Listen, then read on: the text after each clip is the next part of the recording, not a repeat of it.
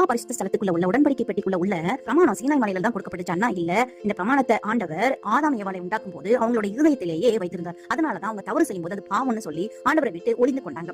காயினும் ஆபேலை கொண்டு விட்டு ஆண்டவரிடத்துல கேட்கும் போது அவனை பற்றி எனக்கு தெரியாது, அவனுக்கு நான் என்ன காவலாளியோன்னு சொல்லி சொன்னதை நம்ம பார்க்கிறோம். இந்த 10 கட்டளை நமக்கு கண்ணாடி போன்றதான். நம்மளை சரி செய்து கொள்வதற்கு இந்த கண்ணாடியை பார்த்து தானே சரி செய்து கொள்கிறோம். அது போல இந்த கற்பனைகளை பார்த்து நாம் எதை செய்ய வேண்டும் செய்யக்கூடாது என்பதை உணர்ந்து கொள்ள வேண்டும். என்னுடைய கற்பனைகளுக்கு செவிசாய்த்து அதற்கு கீழ்ப்படிவாயானால் உனக்கு ஆசீர்வாதமும், இல்லாவிட்டால் உனக்கு சாபமும் வந்து சேரும் என்று ஆண்டவர் உபாகமம் 28 சொல்றாரு. இந்த 10 கட்டளையை பற்றி நாம யாத்ராகமம் 20வது அதிகாரத்துல படிக்கலாம். இந்த கற்பனையை ஒவ்வொன்றாய் படித்து நாம் எதை மீறுகிறோம் என்று நாம் நம்மை சரி செய்து கொள்ள வேண்டும். ஏன்னா இந்த 10 கட்டளையை வைத்துதான் ஆண்டவர் நியாயம் தீர்க்கிறார். புதிய ஏற்பாட்டுல இயேசு சுவாமி சொல்றாங்க, இந்த 10 கற்பனையில ஏதேனும் ஒரு கற்பனையை நம்ம மீறினாலும் அது முழுவதும் மீறினதா அர்த்தம் சொல்லி. வெளிப்படுத்தல் 22:14 ஆண்டவர் சொல்றாரு, ஜீவ விருட்சத்தின் மேல் அதிகாரம் உள்ளவர்கள் ஆவதற்கும் வாசல் வழியாய் நகரத்திற்குள் பிரவேசிப்பதற்கும் அவருடைய கற்பனைகளின்படி செய்கிறவர்கள் பாக்கியவான்கள் என்று. எனவே அவருடைய 10 கட்டளைக்கு நாம் கீழ்ப்படிவோம், பரலோக ராஜ்யத்தை சுதந்திரித்துக் கொள்வோம்.